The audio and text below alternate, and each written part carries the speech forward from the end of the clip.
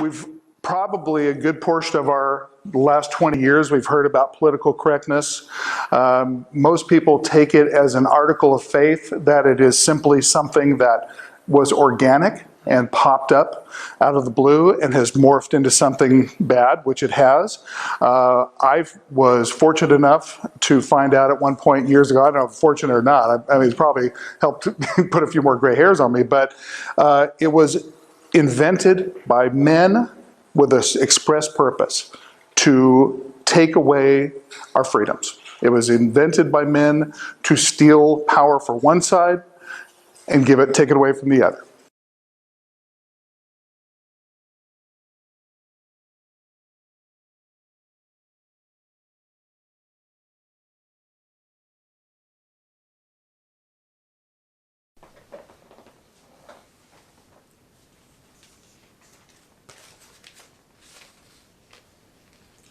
Hi, this is Dr. Joe Green, head pastor of Antioch Assembly, located in Harrisburg, Pennsylvania, also the founder of the 2019 movement, and I want to share a couple of thoughts with you. You know, there's a couple of things that we see here currently that is occurring in our popular culture, and it's not a coincidence. Some of these things I'm going to share and I'm going to describe for you, and there's three primary things and there's one secondary thing that's a result of it. So when we think about political correctness and some of the other things that's happening here and now, I was recently looking at how Facebook and YouTube and some of these other platforms are banning certain types of thought and certain types of conversations, certain types of opinions, and a lot of it is similar. But see, you got to realize that as much we have the First Amendment of the United States, and the First Amendment protects freedom of speech. And I need you to understand that there is the only free speech that's not protected is speech that causes directly incites violence, speech that, like for instance, if I'm in a movie theater and there isn't a fire, it's against the law for me to yell fire because it can cause a type of violence or disruption. You know, those are the type of things that aren't protected, but everything else is protected. And the reason it's important for you to understand that is that there is no protection for your feelings. There is no constitution or legal protection for your feelings, which means if somebody disagrees with you and you get offended by their opinion, legally you have no standing, and you shouldn't. And the reason it's important for us to look at these things that are happening, and the reason it's important for us to examine these things and see how dangerous it is, because a lot of times when it's our opinion that's the popular opinion, sure, you know, we want everybody else's opinion squashed, right? I'm a Christian, and I would love for everybody to have a Christian worldview and to espouse Christian values. I would love that. That would be perfect. But because I understand that we live in a world that not everyone is a Christian, I have to accept other people's position, and people mock our religion, they mock the Bible, they talk about Jesus, and all those type of things, and I have to accept that. Now, I can debate it, I can, counteract their argument, I can do all those type of things, but at the end of the day, I can't look at me being offended by their position and think that they should be silenced. And the reason why that's so dangerous is because when it's your position that's the popular opinion, sure, it may be a great idea, but what happens when a contrary opinion is the popular opinion? What happens when, for a long time, Christianity and biblical worldview and Christian values was preeminent in our country, but now the tide has turned, and so now we have become a more anti-Christian, anti-biblical, foundational popular culture. And so the values that were mainstream no longer have become mainstream.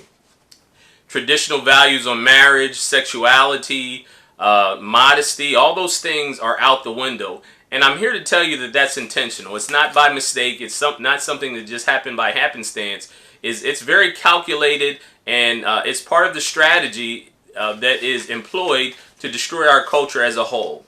Now, what do I mean by that? And so the first thing I want to define for you is this term called cultural Marxism. Now, there's some people that will try to tell you that it's not true, but I'm here to tell you it's an actual thing, right?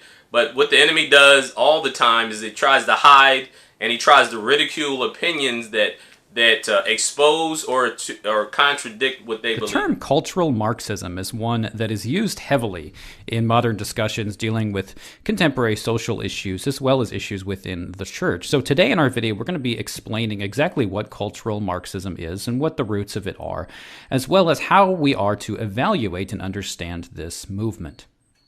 So to begin, we must look at the foundations of what Marxism is and then discuss how it was appropriated today into what is sometimes known as cultural Marxism. Marxism begins in the 19th century with a man named Karl Marx, of course, with Friedrich Engels. Now, Marx and Engels argued that both sociology and anthropology can best be understood by gaining an understanding of class systems. Now, what they argued is that there is an essential economic divide that happens within capitalism. And people are basically divided into two groups. There is the bourgeois and the proletariat. Now, the bourgeois are those who have the most money, and they control the means of production.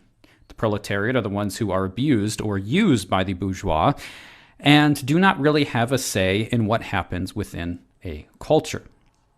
And it is argued that there is then this class struggle, the ruling class as well as those who are poor, the working class. And this struggle for Marx outlines the basic structure and foundations of society. And for him, all of the other inequalities and issues that happen can essentially boil down to these economic ones. Now, Marx also was a follower of Hegel, a prominent philosopher in the 19th century, who argued that history is in a process of change, and that history is essentially improving. Now, Marx bought into certain aspects of Hegel's philosophy while he rejected others. And so he created his own view of world history, that things were coming to a kind of conclusion, that things were going to improve. There was a kind of synthesis that was going to happen between the antithesis and the thesis, as Hegel described. And for Marx, this would lead to a new form of state that we now know as communism. Marx argued that it was inevitable within the progress of history that there would be a socialist revolution. Of course, we have seen how that worked itself out with various communist countries coming into power in the 20th century. And as we have seen, the results were not all that positive. But this so far describes only Karl Marx himself in a very basic overview and probably inadequate one. But after this, the ideas of Karl Marx shifted and changed, and certain thinkers took his ideas about economics and applied them to other areas of social life.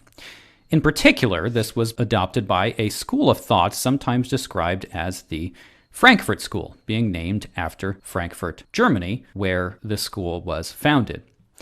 Now, this term, the Frankfurt School, refers primarily to an institution called the Institute for Social Research, founded in 1923 by a number of different thinkers. And this is labeled critical theory. Now, critical theory itself is something that is very hard to define, and when you read the actual books on critical theory, even the authors themselves don't really give a clear definition because it really cannot be defined.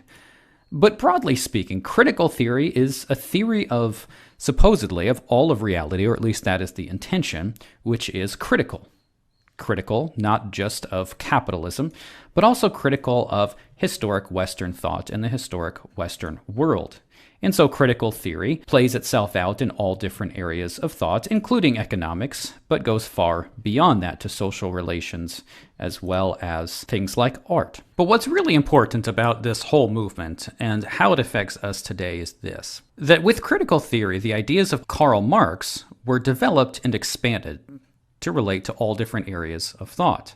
Now, while Marx thought that all different social relations were essentially and foundationally based upon economics, critical theory began applying this narrative of an oppressed group and an oppressor group and applying it to various aspects of social life. And the oppressor was no longer seen as just the rich or the bourgeois who controlled the means of production, but it was expanded to speak about issues of race, class, and gender. Classically, those are the three that are used the most, though there are many other categories that can be discussed in this way as well. And it's argued that there are those classes which are oppressors. Those people who are oppressors are those who are of the privileged class, the privileged race, as well as the privileged gender. And the oppressed are those who are the underprivileged.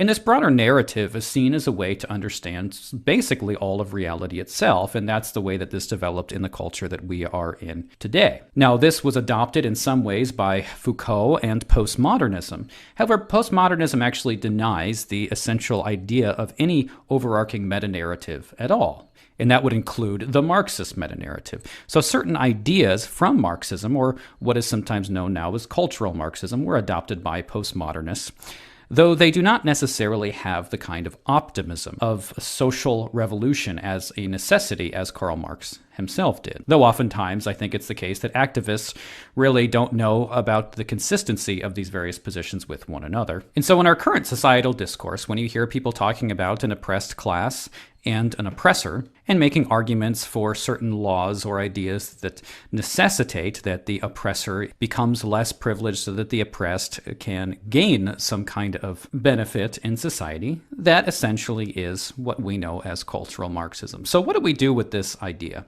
What do we think about cultural Marxism?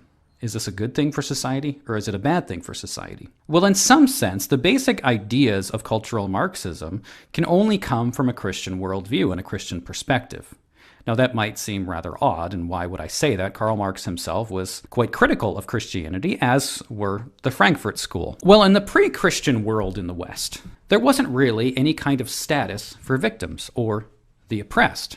If you read the works of Roman or Greek literature, you'll see that there really wasn't a care for the oppressed at all. That's not to say that nobody cared for oppressed groups, but there was no broader understanding in terms of societal structure or morality that would give the victim class any kind of status whatsoever. These values really came through the birth of Christianity. Going back to the Old Testament, we see books like the prophet Amos speaking about those who are victims or those who are oppressed, and the need and the importance of taking care of those who are victimized and oppressed. And this becomes a value that is very important for the Christian West.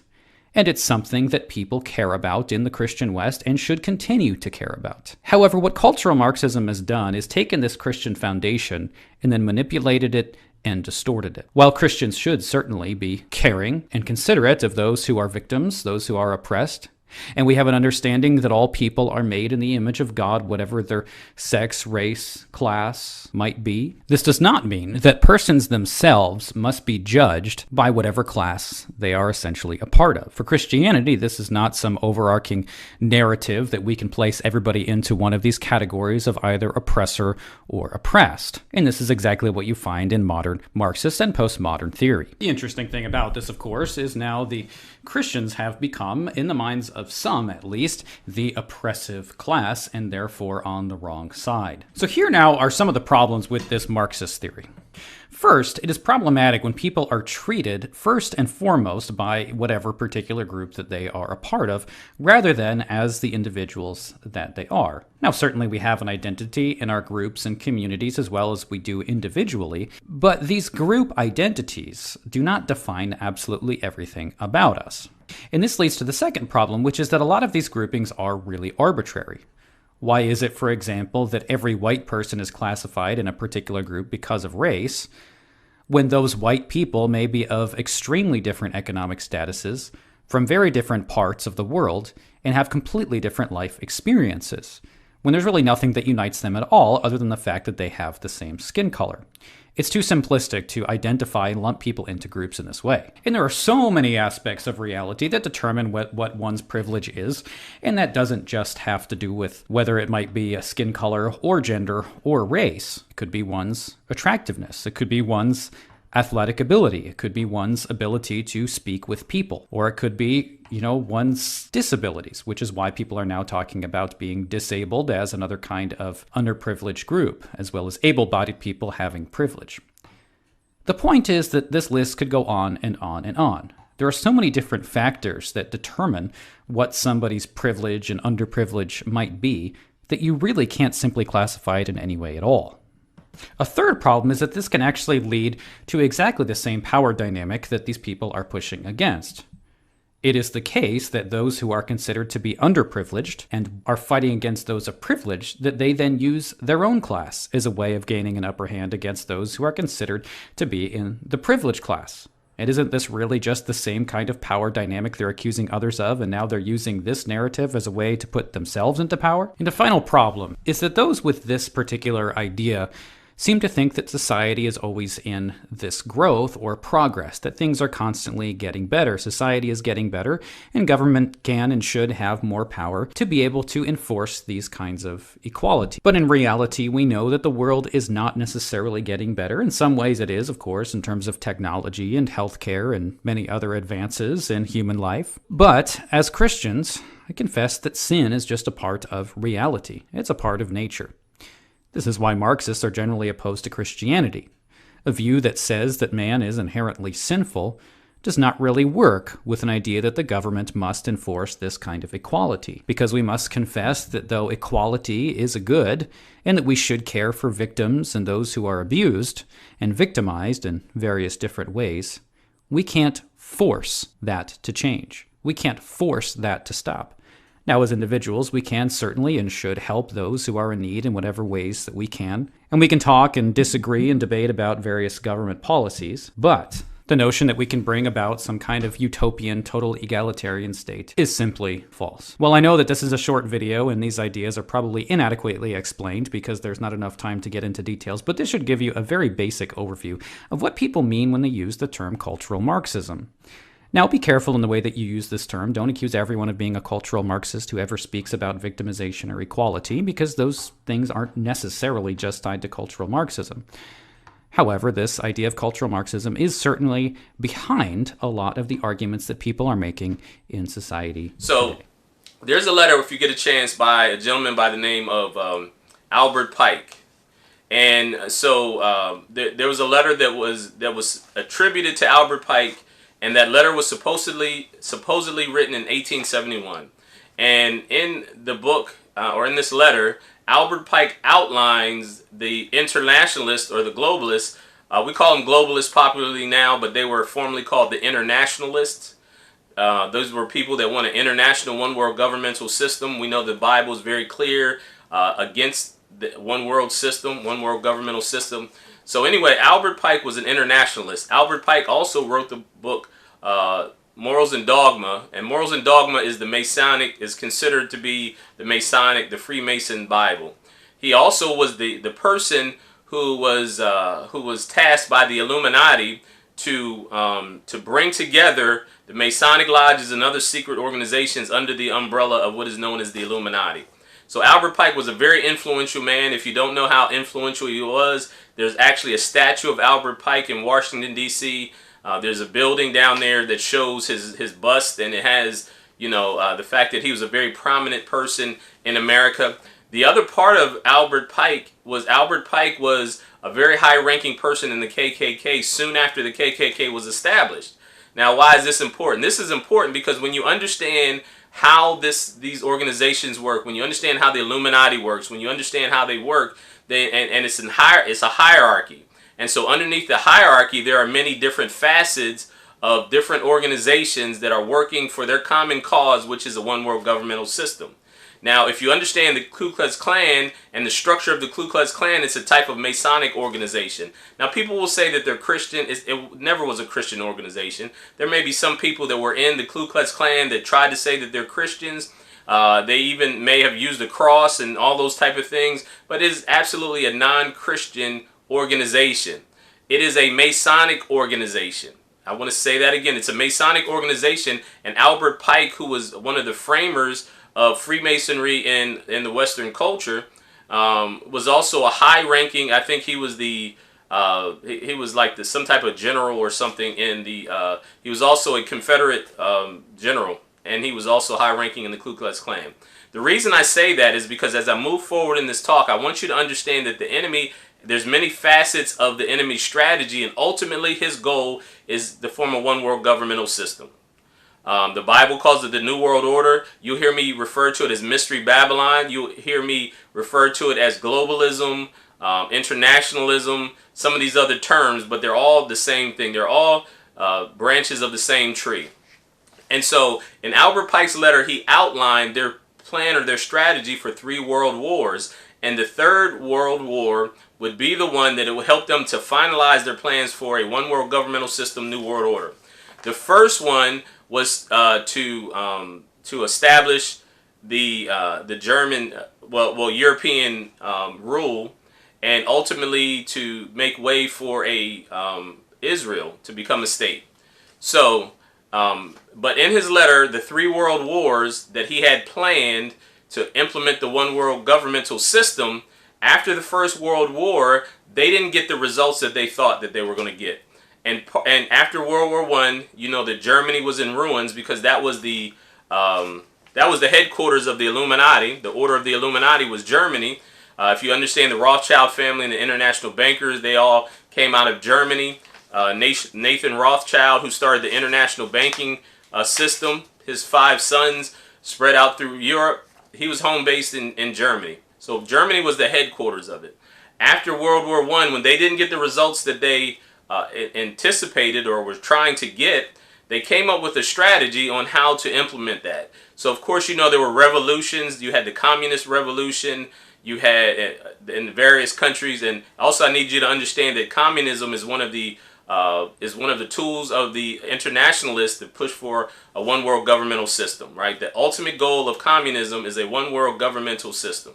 So anyway, after the First World War, and they saw how much bloodshed, and there was a lot of world wars, and I mean a lot of bloodshed in both world wars. And just to let you know that the #1 killer of humans in the 20th century was what's called democide, is death by government. And so when you look at China, you look at Russia, look at Italy, you look at many of these countries that were under communism or socialism, they were the #1 killer of people. Hundreds of millions of people died in the 20th century by way of fascist regimes. So anyway, they were trying to come up with a strategy to lessen the bloodshed and the violence. And it's a term called cultural Marxism. Now, a lot of people will tell you it's not a real thing. It absolutely is a real thing. And it stemmed from this. If you're familiar with Karl Marx and Engels wrote the Communist Manifesto. And it was part of the blueprint on having this international government. So, but cultural Marxism, and I'm going to give you some of the quotes. One of the framers of cultural Marxism was a man by the name of Max Horkheimer. And here's a quote from Max Horkheimer. "The revolution won't happen with guns, rather it will happen incrementally, year by year, generation by generation. We will gradually infiltrate their educational institutions, their political offices, transforming them slowly into Marxist entities as we move towards universal egalitarianism." That's just another word for a new world order, one world governmental system. So what they did is they began to devise a strategy to have a revolution that lessened the amount of bloodshed. Okay, so you have cultural Marxism. Let me explain what that means. It's a controversial term. In short, cultural Marxism is a revolutionary leftist idea that traditional culture is the source of oppression in the modern world. Cultural Marxism is often linked to an insistence upon political correctness, multiculturalism, and perpetual attacks on the foundation of culture. The nuclear family. The nuclear family is the biggest enemy to the one world governmental system in cultural Marxism. Marriage, patriotism, traditional morality, law and order, etc. Cultural Marxists are assumed to be committed to establishing economic Marxism, in which case their cultural attacks are necessary preparation for their ultimate goal. So they have a thing called critical theory. So critical theory attacked all of the foundational principles of what we call the Judeo-Christian Western culture. Today we're talking about critical theory. Critical theory is a philosophical approach to culture and especially to literature that seeks to confront the social, historical, and ideological forces and structures that produce and constrain it. The term is applied particularly to the work of the Frankfurt School. The meaning of critical theory derives from the Greek word kritikos, meaning judgment or discernment, and in its present form goes back to the 18th century. Critical theory was first defined by Max Horkheimer of the Frankfurt School of Sociology in his 1937 essay Traditional and Critical Theory. Critical theory is a social theory oriented toward critiquing and changing society as a whole, in contrast to traditional theory oriented only to understanding or explaining it. Horkheimer wanted to distinguish critical theory as a radical emancipatory form of Marxian theory, critiquing both the model of science put forward by logical positivism and what he and his colleagues saw as the covert positivism and authoritarianism of orthodox Marxism and communism. He described a theory as critical insofar as it seeks to liberate human beings from the circumstances that enslave them. Critical theory involves a normative dimension, either through criticizing society from some general theory of values, norms, or oughts, or through criticizing it in terms of its own espoused values.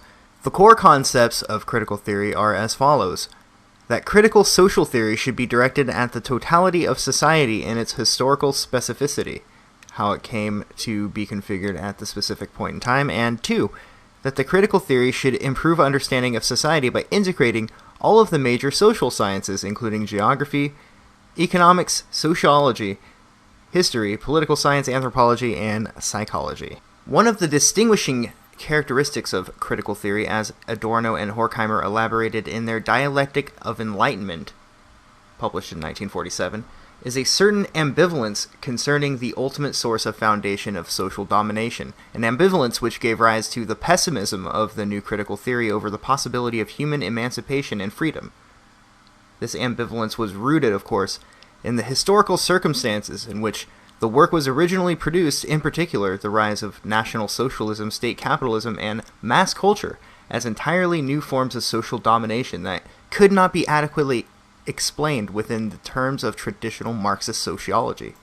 For Adorno and Horkheimer, state intervention in economy had effectively abolished the tension between the relations of production and material productive forces of society, a tension which, according to traditional critical theory, constituted the primary contradiction within capitalism. The market, as an unconscious mechanism for the distribution of goods and private property, had been replaced by centralized planning and socialized ownership of the means of production. While modernist critical theory, as described above, concerns itself with forms of authority and injustice that accompanied the evolution of industrial and corporate capitalism as the political economic system, postmodern critical theory politicizes social problems by situating them in historical and cultural context to implicate themselves in the process of collecting and analyzing data and to relativize their findings. Meaning itself is seen as unstable due to the rapid transformation in social structures. As a result, the focus on research is centered on local manifestations rather than broad generalizations. Postmodern critical research is also characterized by the crisis of representation, which rejects the idea that a researcher's work is an objective depiction of a stable other. Instead, many postmodern scholars have adopted alternatives that encourage reflection about the politics and poetics of their work. Critical theory has focused on the processes by which human communication, culture, and political consciousness are created. This includes whether it is through universal pragmatic principles through which mutual understanding is achieved, the semiotic rules by which objects contain symbolic meanings, the psychological processes by which the phenomena of everyday consciousness are generated, and the episteme that underlies our cognitive formations. There is a common interest in the processes, often of a linguistic or symbolic kind, that give rise to observable phenomena, and here there is some mutual influence among the different versions of critical theory. Ultimately, this emphasis on production and construction goes back to the revolution in philosophy wrought by Kant, namely his focus on the critique of pure reason, on synthesis, according to rules as the fundamental activity of the mind that creates the order of our experience. So as I read to you, these are the things that they attack, and you'll see this in our popular culture right now. And the roots of cultural Marxism is so deep right now that it's actually turned the tide, and it has the upper hand. Before, for many years, it was suppressed. And even though people held to those ideas, they were considered outcasts or rebellions or on the fringe. Now that it's gone mainstream. So again, here's the institutions that it attacks. It attacks, first and foremost, the nuclear family.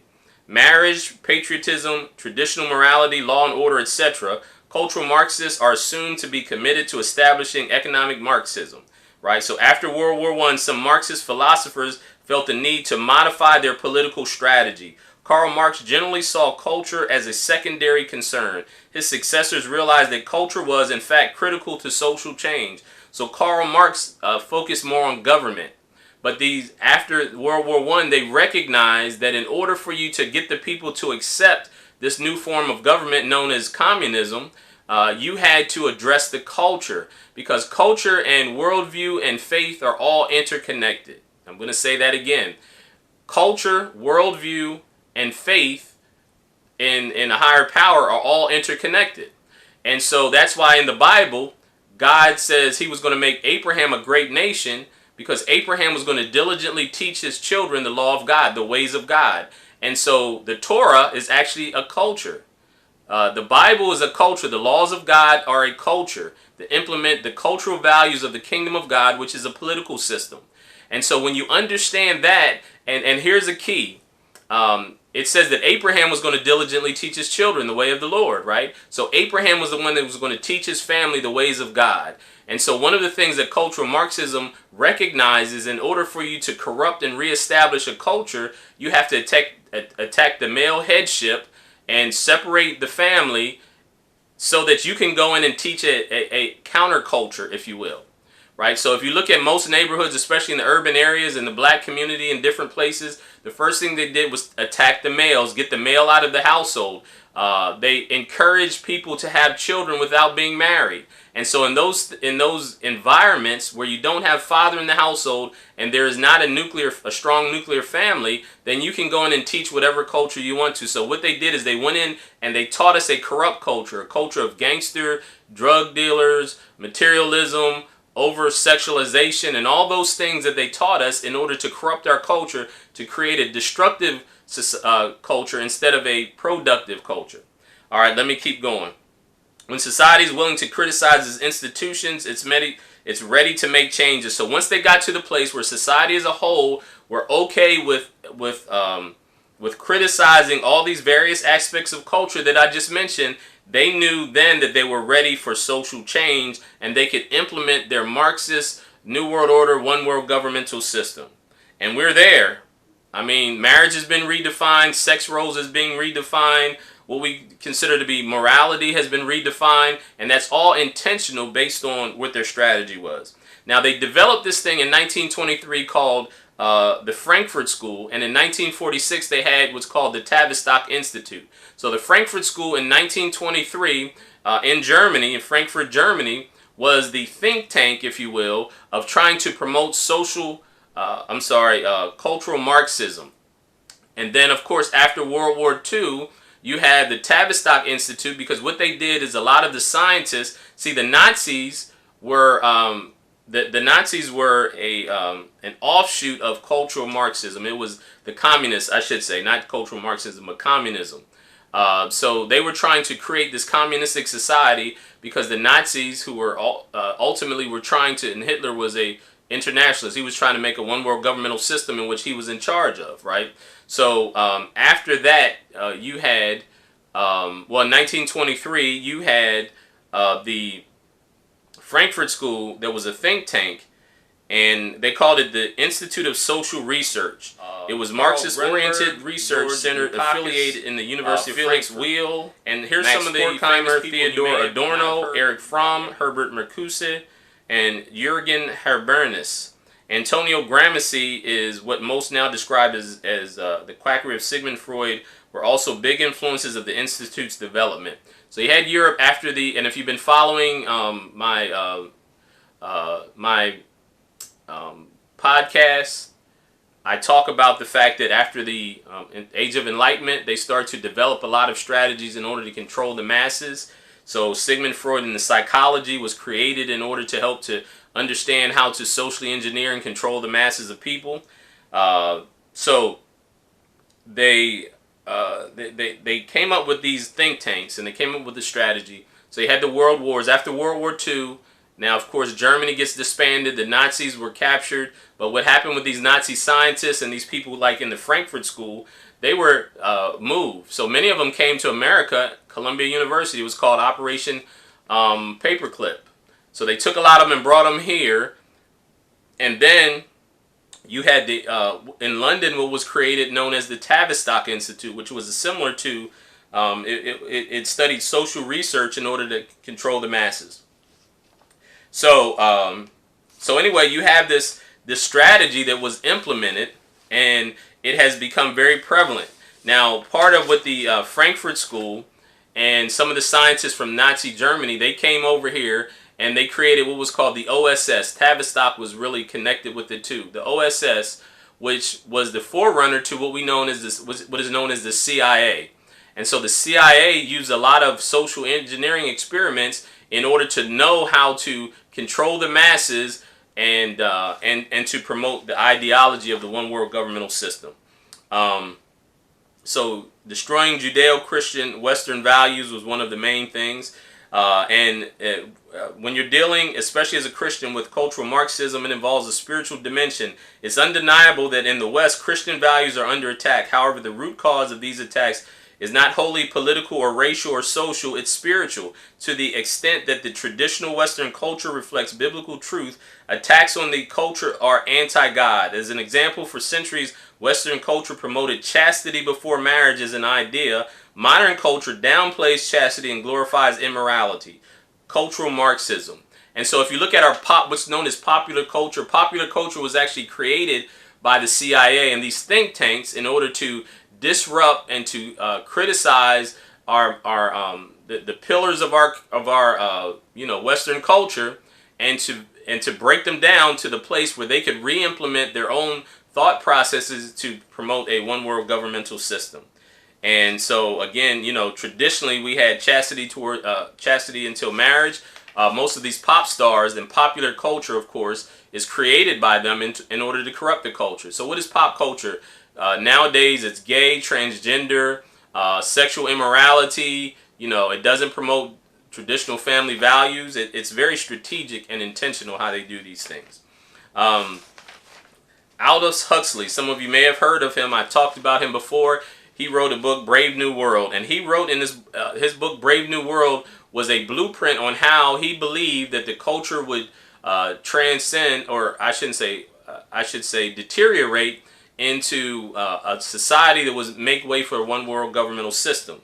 So in Brave New World, it showed a society where sexual immorality was prominent, that traditional marriage was considered obscene, and there's times in the book where people talk about traditional marriage or a man and woman just having one partner and having children, and people literally got sick because they were promoting the idea that was wrong. Women having babies, so they had labs where they made test tube babies. So even women having babies became a social ill or considered frowned upon.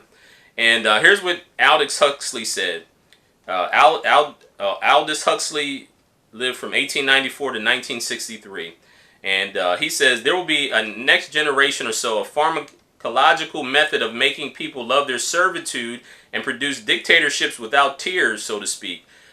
Producing a kind of painless concentration camp for entire societies so that people will in fact have their liberties taken away from them but will rather enjoy it, because they will be distracted from any desire to rebel by propaganda or brainwashing enhanced by pharmacological methods. And this seems to be the final revolution. So if you understand the opioid epidemic, you understand how many people are being drugged up. Like for instance, certain areas, and I know this personally, that in juvenile detention centers, some of the juveniles that are very rebellious, they give them this cocktail of a lot of psychotropic drugs and depressants that keep them, basically they're zombies, so they don't rebel. And so these same experiments are being played out in the American public. So there's a lot of people that are that have prescription drugs, right? They are antidepressants. They take all these other drugs. Now they're really promoting marijuana usage and legalizing it, and also the opioid epidemic. All these are part of the strategy in order to get these people that will be, as it says here, brainwashed enhanced by pharmacological methods, and people will be distracted. So you understand, on television we have 300 channels, right, or so. You have all these distractions, and people really aren't, and as long as they have a pretty decent job and some nice clothes and a nice house and they can go travel, they're not really concerned with these things that we're talking about. Most people aren't concerned about them until it directly affects them. But see, as a prophetic person, as an intercessor, we have to share what is out there even before it comes full circle. And a lot of people will say to me, well, you're focusing on the negative. Why are you talking about the negative things? We need to talk about God's love. God's love is so great that he gives us a prophetic warning about what's happening in our popular society, because it affects all of us. And in Ezekiel 34, it talks about some that are the watchmen on the wall. And I believe that we are one of the watchmen on the wall. The 2019 movement, Antioch Assembly, and the ministry that God has given us, we're the watchmen on the wall. And the Bible says when the watchman sees the sword afar off, he warns the people. And if he doesn't warn the people, then their blood is on his hands. So I want to be absolved of any of lack of trying to warn people by giving you the strategy, the specific details of what the enemy uses to employ against us. So anyway, these are the type of things they're doing. Political correctness and really going against people's First Amendment rights, right, of free speech. That's the first part in trying to really promote a fascist government or fascist regime. So you think about now, President Trump is very not politically correct. Political correctness is one of the tools that was created by the globalists in order to suppress free speech. And so they give you a whole bunch of, so just think about this. They'll criticize Christianity, they criticize natural marriage, but if you criticize homosexuality publicly, they call you homophobic, they call you all these type of things. Traditional values in the family, male and female gender roles in the family that have been prominent or prevalent for a long time in America. So what do? They criticize it. You have second wave feminism that's actually a tool of the globalists in order to break down the organizational structure of the household, the male and female roles in the household. That's intentional. They funded the second wave feminist movement that not only promotes this breakdown of the family, that puts the woman over the man. It also criticizes males and male-dominant society, and it promotes sexuality. So people like Madonna, when Madonna first came out, she was very sexual in her performances, right? Even on stage, she did a lot of sexual things, and she was very much a feminist in her approach. And so we got to be careful and understand the strategies of the enemy. Those things are intentional. They're not by coincidence. They're not grassroots and organic, right? They are socially engineered and constructed to promote a certain type of ideology. Herbert Marcuse, who was one of the people that I talked to you about, which was one of the framers of cultural Marxism, he says here, liberating tolerance then would mean intolerance against movements from the right and toleration of movements from the left. Let me read that to you again. Liberating tolerance then would mean tolerance against movements from the right and toleration of movements from the left. And so what they are saying when they're talking about tolerance, like think about the LGBTQ movement and those type of movements. They only believe in tolerance when they're in a submissive position. When they're not in a place of power, they believe in tolerance. But once they get into a place of power, which you see now, they are extremely intolerant against ideals and philosophies that contradict their agenda. I'm going to say that again. When popular culture, when our mainstream culture was for traditional marriage and against gay marriage, they believed in tolerance. So they believe everybody should be tolerant, and you have to have tolerance to other people's points of view. But now that the popular culture has aligned with gay marriage and homosexuality, they are very intolerant. And so you have things that they use like political correctness, that if you were to publicly say that homosexuality is a sin, then you're called homophobic. And now they've attached it to a hate crime, which means it's against the law for you to say that homosexuality is a sin, or that it's a perversion, or it's not right. If you say any of those type of things, that's considered hate speech. They call you homophobic, and there can be repercussions that come from as a result of it. There's been popular actors and entertainers that have publicly spoken against homosexual marriage, and they have either lost their job or they have lost money. They got their contracts taken away. Tracy Morgan was on the 30 Rock, a very popular show at the time. He did a stand-up comedy, and in his stand-up comedy act, he made a derogatory joke about homosexuals. What would happen if his son came home gay, right? Now think about this. He's a comedian. He jokes about everything. And if you know Tracy Morgan's humor, he's very rude and obnoxious in his humor. That's his stick. That's what he does. And he talks about everybody. He talks about everything. But homosexuality is off limits now. Kevin Hart, he lost his job as the host of I think it was the Oscars, because 8 years earlier, they found out that he had made a derogatory joke against homosexuals. He talked about what would happen if his son came home gay, right? So the intoleration, and this is what Graham Marcuse is talking about.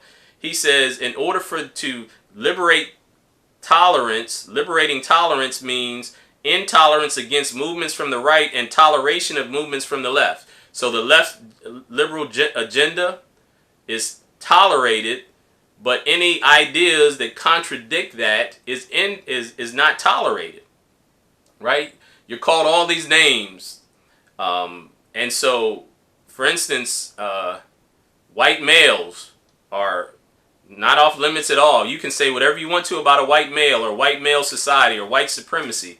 You know, the things that they say about Donald Trump, if they said half of those things about Obama or a woman or something like that, then it's a problem. That's part of the political correctness as a way to break down the structures of our society to implement the type of culture that will make the people submissive to the will of the New World Order people. Here's another quote, George Orwell. You're probably familiar with George Orwell. George Orwell wrote some old, some very popular books back in the day.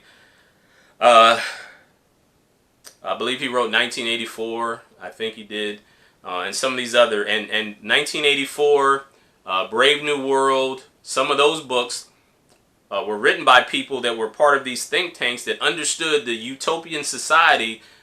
They call it a utopian society, right? That means that means paradise. The reason they say that is because they push that to deceive the people into thinking that that's the type of society that you prefer. But ultimately it isn't. It just makes the people vulnerable to be oppressed by the globalists, by the internationalists. And so these are part of their strategy. But this is what George Orwell said. Don't you see that the whole aim of newspeak is to narrow the range of thought? In the end, we shall make thought crime literally impossible because there will be no words in which to express it, right? So he's saying here that when we talk about newspeak, right? Newspeak is when they use the media, the press, the mainstream media in order to dictate to people what they can say and what they can't say. It's to narrow the range of thought, it says. So when you talk about critical theory, when you talk about political correctness, it has narrowed down the ideologies that you can hold. And eventually it'll be a monolithic or a singularity of thought. So everybody will have to have the same opinion, and their opinion will have to line up with this agenda of the New World Order. That is their goal. That's their intention. That's why I said newspeak, because they use mainstream media to do that. So mainstream media was created as a weapon or as a tool of the globalists or the internationalists. Now, critical theory, like we said, was essentially destructive criticism and the main elements of Western culture. I want to share those elements again, right? The specific things that they attack, including Christianity, capitalism, civil authority, the family, patriarchy, which is the male headship in the family, hierarchy, morality, tradition, sexual restraint, loyalty, patriotism, nationalism, heredity, ethnocentrism, convention, and conservatism. Those are the elements of culture and society that they strategically attack. And if you look at the news, if you look at mainstream media, if you look at what's called newspeak, they all have the same narrative that they are promoting. It is against these elements. I want you to pay attention to this.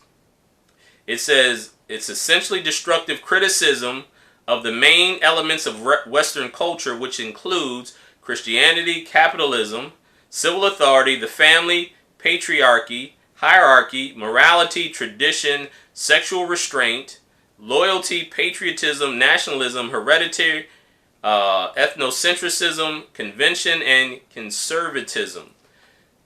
cultural theorists recognized that traditional beliefs and existing social structure would have to be destroyed and then replaced with a new thinking that would become as much a part of elementary consciousness as the old one had been. Their theories took hold in the tumultuous 1960s. So 1960s is when they perfected a lot of that. So we talked about World War I, talked about 1923 with the Frankfurt School, talked about 1946 with Tavistock Institute. These think tanks, they came up with these strategies and they came full circle in the 1960s. So this is important for you to understand. The hippie culture, the counterculture, that was created by the CIA. The drug culture that was attached to the hippie culture was created by the CIA. If you look at there's a place in California. It's called Coral Ridge, I believe it is. And Coral Ridge was a place where a lot of these rock and roll bands came from. So you had like the Mamas and the Papas, the Jimi Hendrix, Marilyn, what's her name? Marilyn, Jimi Hendrix and that crew that they ran. I can't think of her name offhand. All of them came from that particular area, and it was all the songs and the music and all that stuff was actually written by some of these think tank people, and it was created in order to break down the morals and the mores of our society. It was intentionally done. When you understand the civil rights movement was hijacked by these people, by the communists and these other people, and it was hijacked, and they promoted a certain ideologies. All these things came from the 1960s, this counterculture, and it was intentional. It was part of this overall strategy and plan. And there's a documentary that talks about that and how, even the drugs, like you had Timothy Leary. Timothy Leary was very popular, and he pushed this whole drug culture. He was a Harvard professor, and he actually gave his students acid because he believed that acid and all these psychotropic drugs open up the minds of people so they can think clear. And it became popular, especially in the hippie movement and the counterculture movement.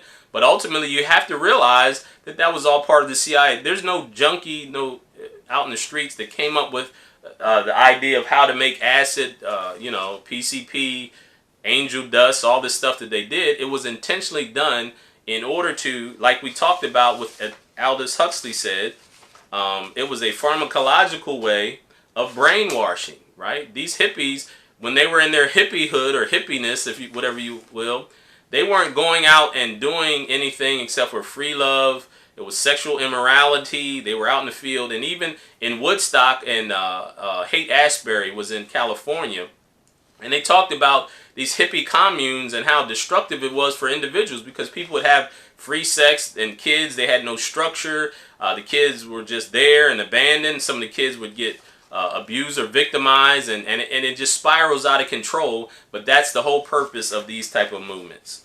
And so, lastly, I'm going to talk to you about a very popular person who has infiltrated our modern culture. And this guy's name is Saul Alinsky. And I have his book, Rules for Radicals. Let me see if I have it close by. So anyway, just to let you know, I have these books. I've actually read the ones that I'm making reference to, a lot of them. I actually know what I'm talking about. I'm not just making this stuff up. Let me see here. I have Saul Alinsky's Rules for Radicals here. And Antonio Gramsci. He's very prominent in the cultural Marxism movement. I have a lot of these other books that I have here that I use to reference, right? So anyway, let me read something from Saul Alinsky's book. And this is Saul Alinsky. And just to let you know, when we talk about leftists and liberals and progressives, that is the ideology that the internationalists use to promote their counterculture, their critical theory, right? Progressive movement, liberal movement. It used to be liberals. Now it's more so progressive. The left. All these ideologies are ideologies that they use in critical theory to break down the Western Judeo-Christian culture, right? This is not my words. This is their words. This is what they say, and it's all documented here. So Saul Alinsky, you may be familiar with some of his students. Hillary Clinton wrote her senior thesis on Saul Alinsky. Barack Obama, the former president, he was a lecturer in Chicago, and it was reported that he was teaching classes on rules for radicals. Saul Alinsky. Saul Alinsky was from Chicago, and he was a community organizer. So the whole idea of community organization came from people like Saul Alinsky. And Saul Alinsky and President Obama, this is not a criticism, this is a fact, was what's known as a Fabian socialist. And a Fabian socialist is someone who believes that you can create a socialistic society in the midst of a democracy, which we're not a democracy, but that's the idea that they came up with, right? So I'm going to talk about Saul Alinsky. I'm going to give you some of his strategy, and then we're going to bring this to a close. All right, so Saul Alinsky's book, Rules for Radical. It says here, lest we forget at least an over-the-shoulder acknowledgement to the very first radical, and from our legends, mythology, and history, and who is to know where mythology leaves off and history begins, or which is which? The first radical known to man who rebelled against the establishment and did it so effectively that he at least won his own kingdom was Lucifer. So he gives a shout out to Lucifer in his book. Now this is, and I'm not going to read the whole thing, but some of the strategies, and again, if you look at mainstream media, if you look at modern culture, you will see these strategies being employed by the culture as a whole and from mainstream media. So the rules, there's about 13 to 14 rules and rules for radical. I'm just going to read a couple of them. So one of them is ridicule is the man's most potent weapon. So if you notice that these liberal leftists, progressives, whenever someone has an ideology that differs from theirs, if you watch CNN, watch these other places, the first thing they'll do is make it absurd. So they go, oh man, you got to be kidding me, that's absurd. Or when someone makes a point, they'll come from this, this intellectual virtue signaling position, like they're so high and mighty. Like for instance, if you say, I believe that homosexuality is a sin and marriage between a man and woman should be the only form of marriage, they'll oh, that's absurd. You're so homophobic, and you're so, these homophobic ideas can't be tolerated anymore, right? That's the idea. If you look in 2016, 2017, a lot of college campuses, when people had conservative values, they actually, in California, they actually protested. They would block and ban conservatives from coming on the college campuses, which means if you were liberal and had liberal leftist ideas, you were welcome. But if you had ideas that differed from that, if you were conservative or what's considered right, they would ridicule and mock you as hate speech, and they wouldn't allow you. See, that's a suppression of a person's individual right to speak, right? And on college campuses, they're supposed to have an exchange of ideas. So think about, I don't want my children to go in an environment where they only hear one position all the time. They don't at least have an ability to listen to other opinions so that they can challenge them or debate them or even discuss them, right? So that's something that's important. Also, Saul Alinsky, he came up with the strategies that said the first part in community organization is community disorganization. So what they would do is they would come in and they separate people by classes. When I say classes, I mean women versus men, rich versus poor, black versus white, male versus female. They separate into classes. They use this critical theory to attack the other's position, and then they use it to fight, to get the people fighting against each other. And when he says Lucifer, he really means Lucifer. Revelation chapter 12 says that Satan is the accuser of the brethren. That word accuser in Greek is the word kategoros, which means one of the greatest strategies that the enemy has is to separate humanity into categories in order to accuse us of each other for us to fight. And the reason he wants us distracted and fighting and have division and hatred and anger, not only because those spiritual principles help to fuel the kingdom of darkness, but ultimately what they do is they get people distracted from the real enemy and the real causes of the problems of society. And so anyway, I wanted to share that with you, and I wanted to warn you of some of the things that you see. Understand that God is the God of peace, and he says, my shalom, or my peace I give to you, is not like the peace that the world gives. And why does he say that? Because the word shalom in Hebrew means completeness and wholeness, nothing missing, nothing lacking, right? So God's peace, or his shalom, is when we come together in the spirit of unity and the bond of peace, every tribe and every tongue, right? Male or female, rich or poor, small and great, all those coming together in the spirit of unity and the bond of peace under the kingdom of heaven. Whereas the enemy wants to kill, steal, and destroy. He wants to divide and conquer. And as long as he can keep us fighting, and as long as we don't know the strategies of the enemy, he will always be able to take advantage of us. This has been Dr. Joe Green, head pastor of Antioch Assembly, located in Harrisburg, Pennsylvania. Also the founder of the 2019 movement. And I thank you for your time. Peace and blessings to you. Shalom, shalom.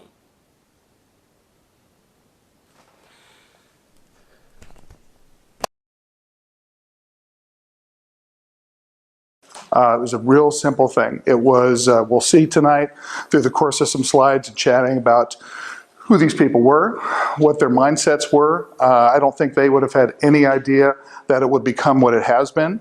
But I am hopeful after last week that we're hopefully on the road to doing something about it.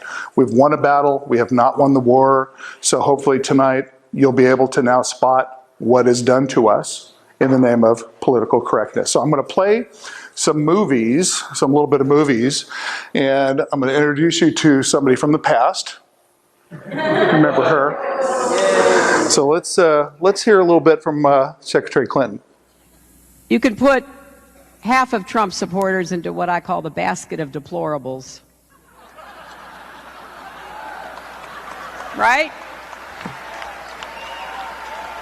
The racist, sexist, homophobic, xenophobic, Islamophobic, you name it. How many people here have been called a racist? No, it's not very much. You guys, you people who didn't put your hands up aren't trying hard enough. I have been called, sure, I'm sorry. I have been called every one of those terms multiple times, usually weekly. The more that you fight with liberals, the more you will run into those exact words. This is their only line of defense from us, usually. There's numbers that they're in power and that they have been successful in cowing us from speaking openly. So, now, is anybody here easily offended by some salty language? No. No? Okay, because I want to show you something. So think of what Mrs. Clinton just said. This gentleman is an English broadcaster. This is his, this is right after the election. Everyone that voted for Trump is a sexist or a racist. How many times does the vote not have to go our way before we realise that our argument isn't won by hurling labels and insults? Tory majority, government, Brexit, Trump. What next? When will we learn that the key is discussion? If you are unwilling to discuss, then you are creating the conditions in which Donald Trump and people like him can thrive. But instead of persuading people to vote, she just courted celebrity endorsements and then lost. What's going on? It's almost as if the political acumen of Beyonce and Jay-Z count for nothing. And then she loses it and loses the election, and she locks herself in her hotel because she's too upset, or because it had never occurred to them to even write a concession speech. Either way, grow up. I have no sympathy for her whatsoever. Be a better candidate. But thing is, I can't say that. I can't say this to any of my friends, Tim. People like me. I'd get fucking lynched if I said this, because people like me won't listen. I did this. This is my fault. Fucking Donald Trump. The left is responsible for this result, because the left have now decided that any other opinion, any other way of looking at the world is unacceptable. We don't debate anymore because the left won the cultural war. So if you're on the right, you're a freak. You're evil, you're racist, you're stupid, you are a basket of deplorables. How do you think people are going to vote if you talk to them like that? When has anyone ever been persuaded by being insulted or labelled? So now, if you're on the right or even against the prevailing view, you are attacked for raising your opinion. That's why people wait until they're in the voting booth. No one's watching anymore. There's no blame or shame or anything, and you can finally say what you really think, and that is a powerful thing. The Tories in charge, Brexit, and now Trump. And all the polls were wrong. All of them. Because when asked, people can't admit what they think. They can't admit what they think. They're not allowed to. The left don't allow them to. We have made people unable to articulate their position for fear of being shut down. They're embarrassed to say it. Every time someone on the left has said, you mustn't say that, they are contributing to this culture. It's time to stop moaning. It's time to stop crying over spilt fucking Brexit. It's time to stop ignoring your opponents, or worse, trying to silence them. It's time to stop banning people from speaking in universities. It's time to stop thinking that reposting an article on your Facebook feed is political engagement, that banning a gymnast from doing what he's good at because he insulted someone's religion somehow achieved something. And sorry, when did the Gymnast Association start thinking it was appropriate to start enforcing blasphemy laws? It's time to realise that reading The Guardian doesn't make you a liberal, that retweeting Greenpeace doesn't lower your carbon footprint. And if my mansplaining is triggering you, you can either fuck off to your safe space, or you can engage and debate me and tell me what I'm getting wrong. Because Trump just won the White House. Being offended doesn't work anymore. Throwing insults doesn't work anymore. The only thing that works is fucking bothering, doing something. And all you have to do is engage in the debate. Talk to people who think differently to you and persuade them of your argument. It's so easy, and the left have lost the art. Stop thinking that everyone who disagrees with you is evil or racist or sexist or stupid, and talk to them. Persuade them otherwise, because if you don't, I'll tell you what you get. You get President Trump. Right, I need to go for a shit and a shave. How long we got, Tim? All right, I might need to have to forego the shit. So he's a left-of-center journalist, from what I understand, in England. He is trying to tell his own side what their problem is. They have pushed us into a corner. He understands. He gets it. He's trying to tell them to back off. I don't ever want a leftist to hear that. I want us to hear that, so we understand what's been played on us this whole time.